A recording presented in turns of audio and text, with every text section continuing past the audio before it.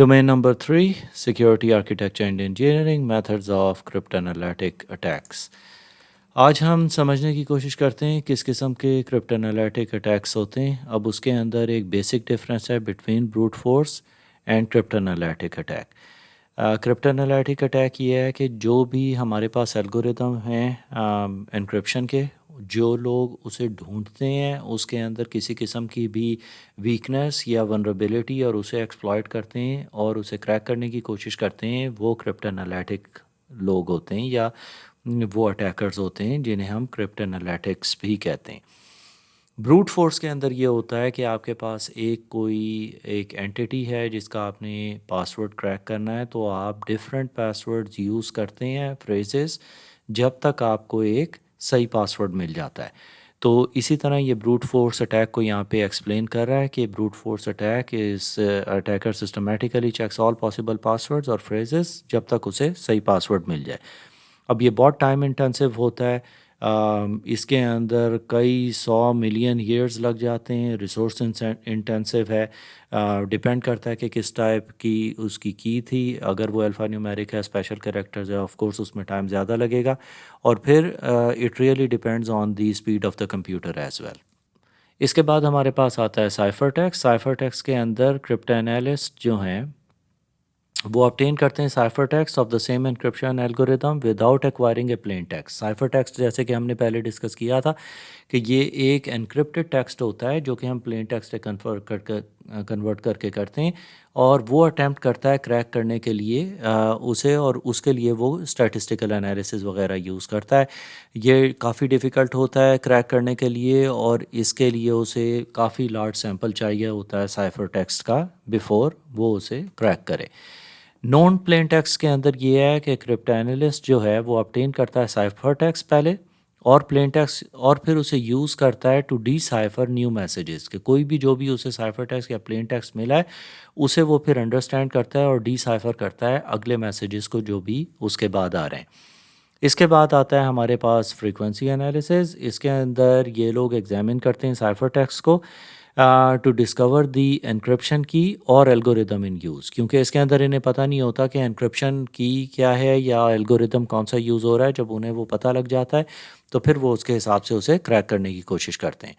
اس کے بعد ہمارے پاس آتا ہے چوزن سائفر ٹیکسٹ. اس کے اندر ہمارے پاس 4 کیٹیگریز ہیں: chosen plain text, adaptive chosen plain text, پھر چوزن سائفر ٹیکسٹ اور اڈیپٹیو چوزن سائفر ٹیکسٹ.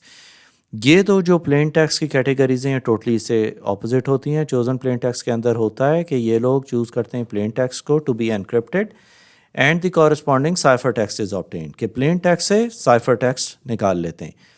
پھر یہ چوز کرتے ہیں پلین ٹیکسٹ کو اڈیپٹیو کے اندر اور اسے انکرپٹ کرتے ہیں، and then based on the resulting cipher text they choose another sample to be encrypted, اور اس طرح انہیں اس کے بارے میں انفارمیشن مل جاتی ہے. چوزن سائفر ٹیکسٹ کے اندر ہوتا ہے کہ یہ لوگ چوز کرتے ہیں سائفر ٹیکسٹ کو to be decrypted first, اور پھر کورسپونڈنگ اس سے پلین ٹیکسٹ نکال لیتے ہیں. اڈیپٹیو چوزن سائفر ٹیکسٹ کے اندر کرپٹنالسٹ جو ہیں وہ چوزن سائفر ٹیکسٹ کو یوز کرتے ہیں ڈی کرپٹ کرنے کے لیے، اور پھر based on the result of a cipher text they choose another sample to be decrypted. تو اس کے حساب سے یہ کریں گے. تو آپ نے اس کے اندر صرف یہ ذہن کے اندر رکھنا ہے کہ سائفر ٹیکسٹ کیا ہے، پلین ٹیکسٹ کیا ہے، اور پھر اسے کس طرح یہ ڈی کرپٹ کرتے ہیں.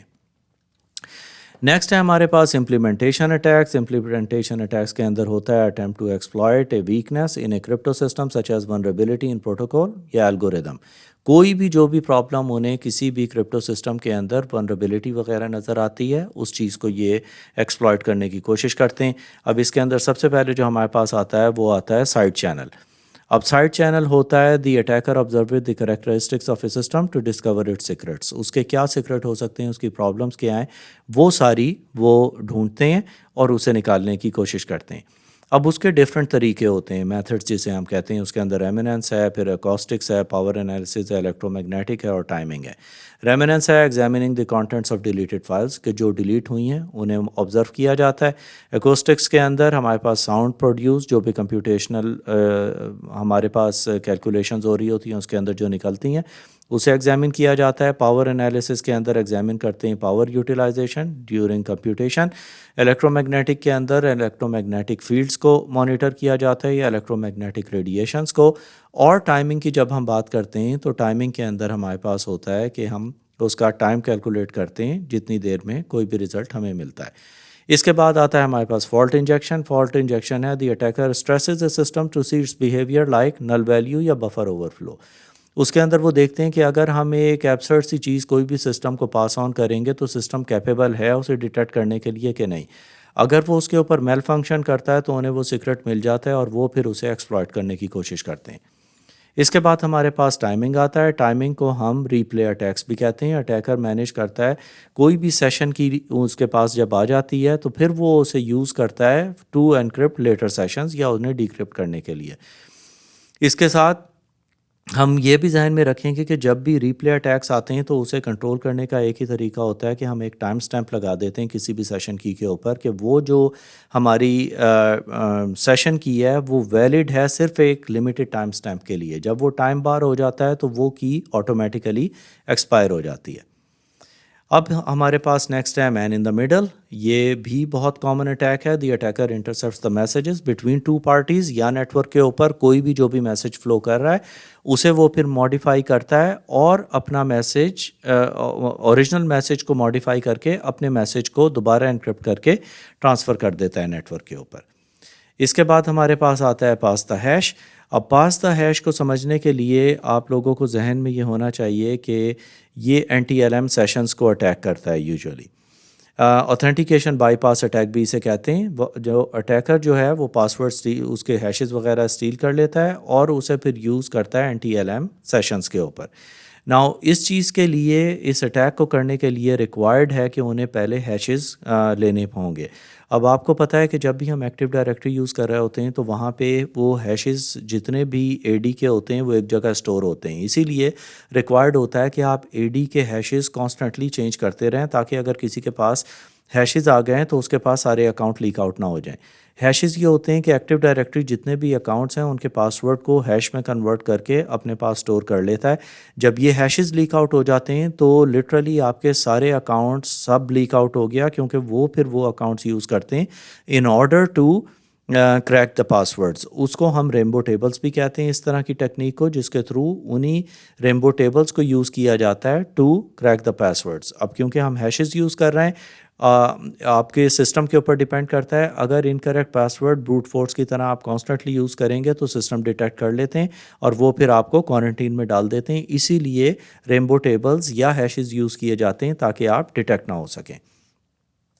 اس کے بعد ہمارے پاس آتا ہے کربروس ایکسپلائٹیشن. یہ ایکٹیو ڈائریکٹری کے اوپر ٹارگیٹڈ ہے. مائکروسافٹ کی انوائرمنٹ کے اوپر چلتا ہے.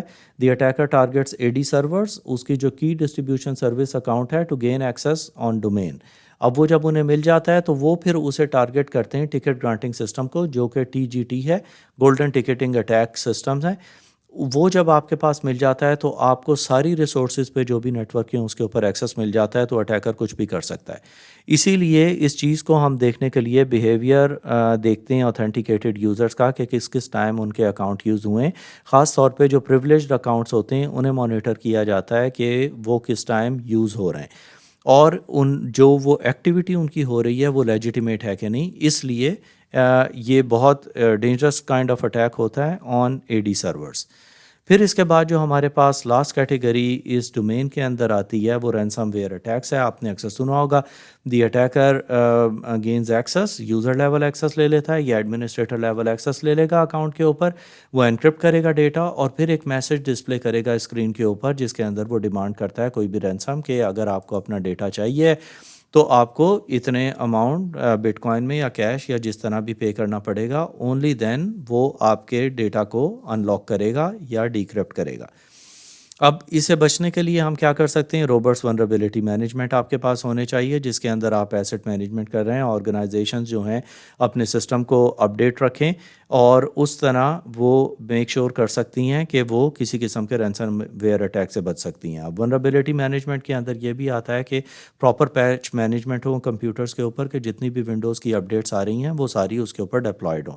روبسٹ اینٹی میل ویئر ہونا چاہیے آپ کے پاس. اپلیکیشن وائٹ لسٹنگ ہونی چاہیے کہ صرف جو اپرووڈ اپلیکیشنز ہیں وہی چلیں. اسٹرکٹ ایکسیس کنٹرول، کسی کے پاس ایکسیس کنٹرول نہیں ہونا چاہیے ایڈمنسٹریٹو لیول، صرف ایک یوزر لیول کنٹرول ہو.